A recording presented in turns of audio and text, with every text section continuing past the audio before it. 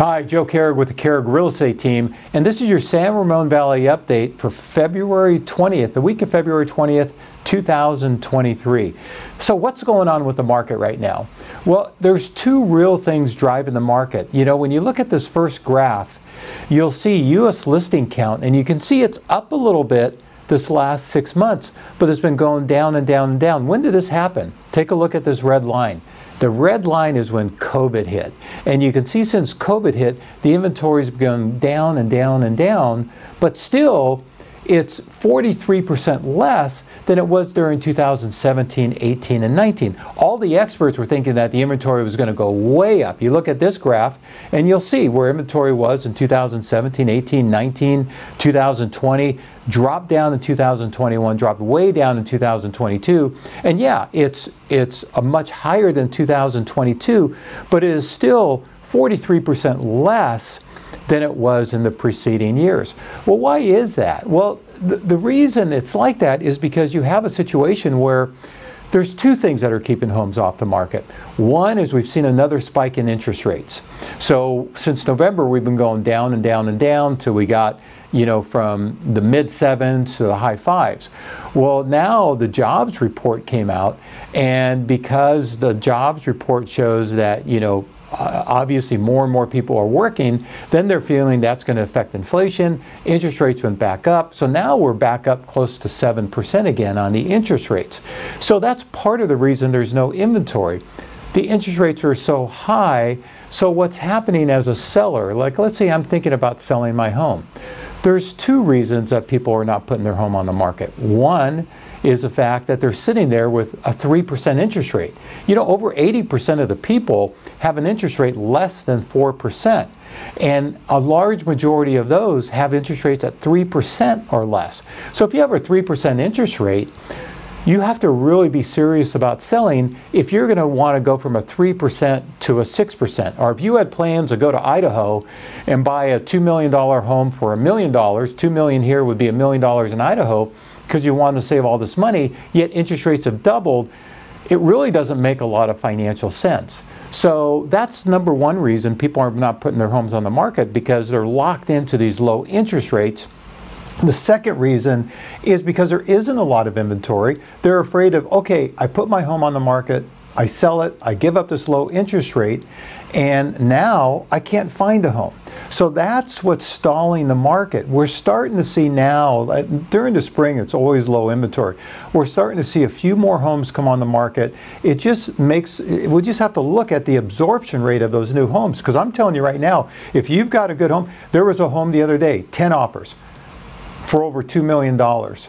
28 offers on another home, 6 offers, 9 offers. This is like 2022 again, because there's still buyers that want to buy, even with the higher interest rate, but there's no inventory. So we're seeing multiple offers almost across the board. So let's take a look at our graphs, and this will kind of spell that out a little bit. With San Ramon market, you can see the active listings, you know, are staying pretty steady. Pending properties staying pretty steady, but not like the experts thought, where actives would go way up. If you remember, this shows active and pending properties almost even. Well, in early 2022, remember that the active properties were here and their pending properties were twice as many pendings as active. Then when we hit last summer and the first jack up of the interest rates at 20% correction in the market, we had active listings go up, where there was twice as many now active listings as pending, a complete reversal. Now we've seen a balancing of the market, not like the experts thought, where they thought that was going to be another 2008, the market was going to crash because there's going to be so much inventory on the market. Well, that's not it. You put a nice home on the market today and you're getting multiple offers. Let's look at the Danville market. You can see the same type of thing. Active listings have been staying pretty steady. It went from 49 to 43, back up to 49. But look at the pending properties, going from 25 to 34 to 39. This is not what you would basically call a buyer's market. There's more homes selling than there are homes that are coming on the market, new listings coming on the market. Sure, there's some inventory out there, but a lot of them are the homes that are overpriced that no one wants. There's a lot fewer new listings coming on the market than there normally would be. Let's look at the Blackhawk market. Well, again, pretty steady, but if you remember, You know, a year ago, there was twice as many pendings as actives, and then there was, you know, we went from like 4 or 5 listings on the market to 22 during last summer. And now we're back down to 7 active listings. So again, you see a really stable market in Blackhawk. Same thing in Alamo, very similar to what you're seeing in Danville. The listings are staying fairly steady.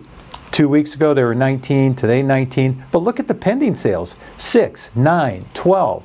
You're seeing it going up and up and up. So what you're seeing right now is going back to a seller's market. Dublin is even more of an example. Look at every week, pending properties are going up and up and up. Active properties are going down and down and down. This is what we saw, this type of scenario where there's twice as many. Look at 52 pending properties last week, 25 actives. You know the last time we saw that, where there were twice as many pendings as there was actives? A year ago. And that's why we're seeing multiple offers. And you look at the stats, and we went all the way down. Now you see Blackhawk, and I've talked about it before. I don't use Blackhawk and Alamo because sometimes there can just be 1 listing or 2 listings that sell.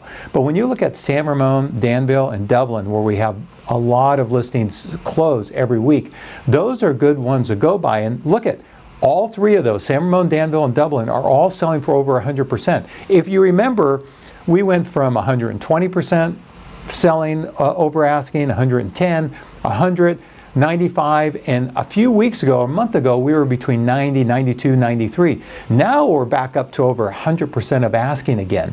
And unless we get more inventory on the market, which normally we do going this time of year, so hopefully we get a little bit more inventory on the market, but I tell you what's going to happen. Interest rates are going to also come back down. So don't expect this market to flatten out anytime soon. At the very best case scenario, things are going to stay stable.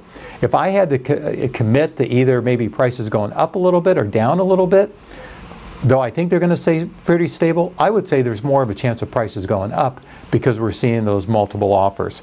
Again, every market's a little bit different. If you have any questions at all, please reach out. Again, Joe Kehrig, the Kehrig Real Estate Team, 925-487-6838, or drop me an email, joe@kehrigteam.com, or visit our website to look at all of our listings, www.kehrigteam.com. Again, remember, this is a very fluid market. You need someone. In my 45 years of experience selling real estate, I've sold through 7 recessions, and I study the market every single day. So if you need that sort of expertise to guide you, maybe it's the right thing to put your home on the market, maybe it's the right thing to buy, maybe it's not.